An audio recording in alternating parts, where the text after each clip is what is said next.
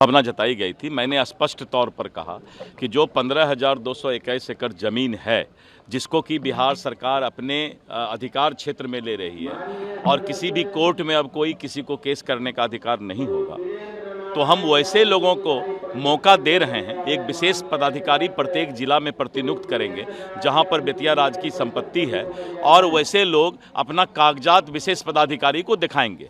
60 दिनों के अंदर जो है वो अपना दावा दे सकते हैं कि किस कारण से वो उस ज़मीन पर हैं, और अगर उनका दावा सही पाया जाएगा तो वो इस सूची से बाहर रखा जाएगा।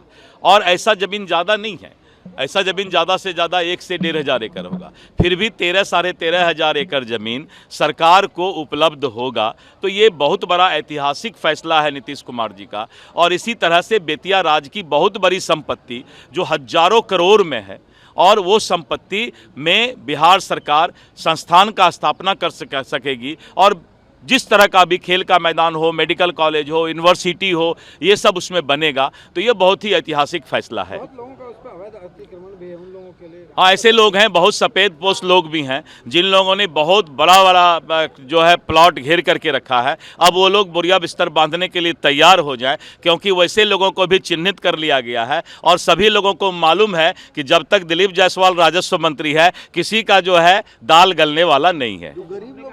गरीब के लिए हमने चिंता किया है और उनको जो है हमने ये अधिकार दिया है कि आप अपना दावा दें। और वैसे गरीब के लिए हम अभियान बसेरा 2 के तहत अगर वो इस बात को साबित करेंगे कि वो भूमिहीन है, तो उनको हम लोग अभियान बसेरा 2 के तहत इसी में से कुछ जमीन चिन्हित करके उनको बसाने का भी काम करेंगे। अध्यक्ष जी, राबड़ी देवी से आज आपकी गमनोशी से मुलाकात हुई है।